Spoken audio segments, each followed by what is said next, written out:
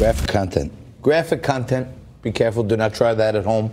Do not try to put any of the Democratic presidential candidates on fire.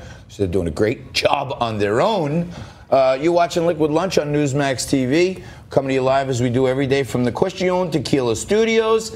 And we demonstrate our bipartisanship on this show every day by bringing on a Democrat and a Republican to talk about the news of the day, mix it up a little bit, hear all sides, maybe have a drink, definitely shake hands and part friends at the end. And joining us again on Liquid Lunch, we have humorist, author, writer, Rob Taub, contributor to Newsmax as well. He's been on the show many times. And, of course, Bill Cortez has been on both What's the Deal and Liquid Lunch, representing the Republican side. I'm the mediator. I throw out the topics. I sit back. I have my first drink of the day. This is my first drinking break in the show. But, guys, all this controversy, a couple weeks ago, Joe Biden was a racist.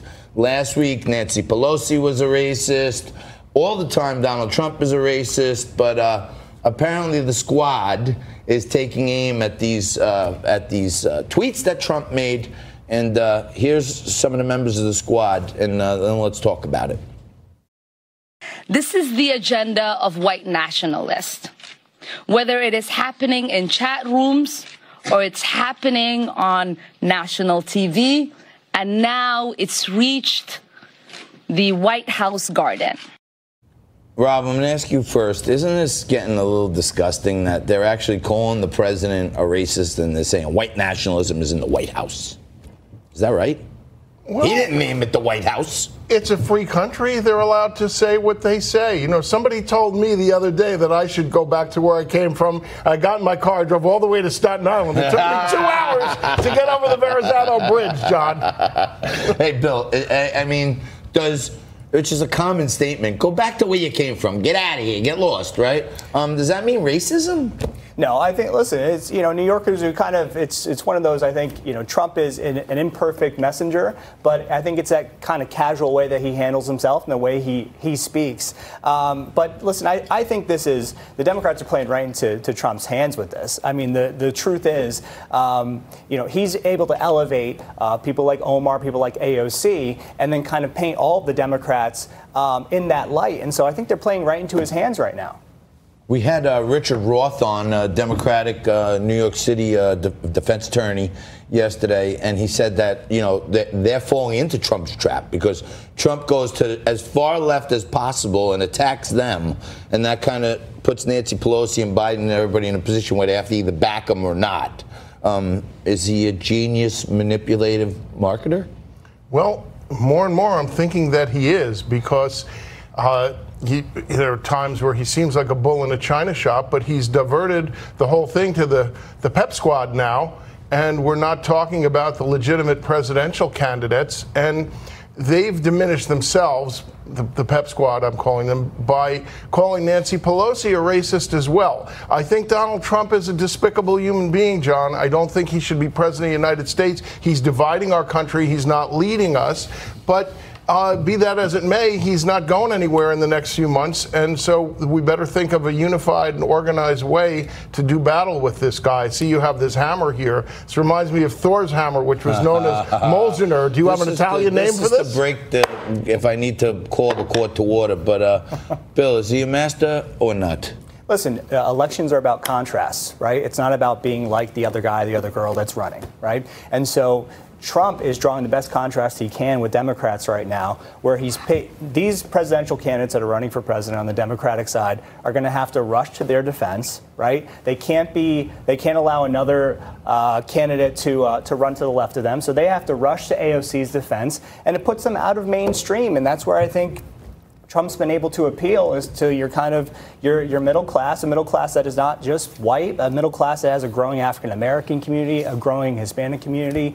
That's who I think he's talking to here. And with the AOCs of the world and the Ilhan Omars are not representing, I think, middle America.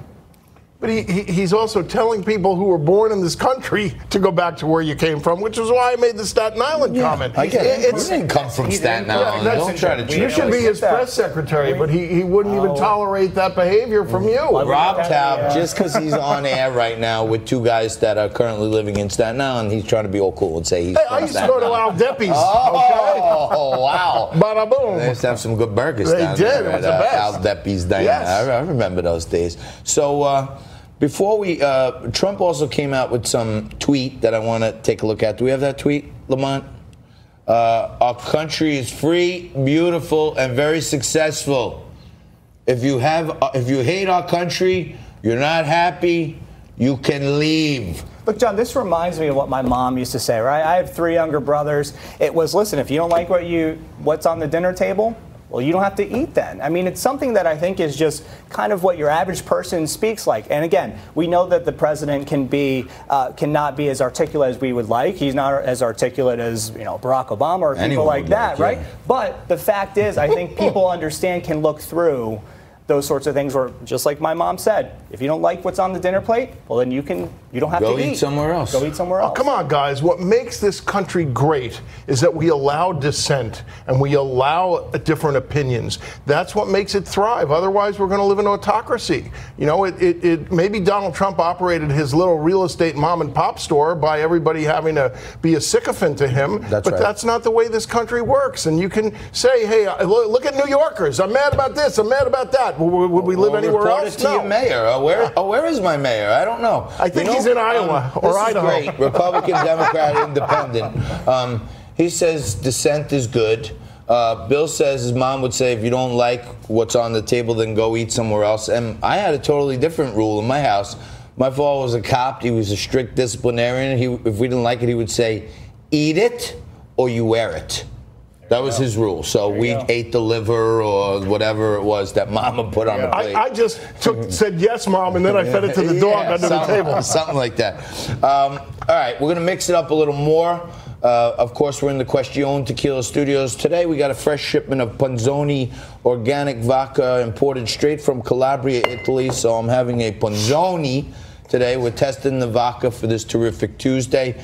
And the Dow Jones is holding strong. Bitcoin is still getting slapped around. I'll give you all those updates and more. We're going to take a quick break. We're going to come back. We're going to mix it up some more on the ICE raids and all the other great stuff. Rob Taub, Bill Cortez, and I back after this.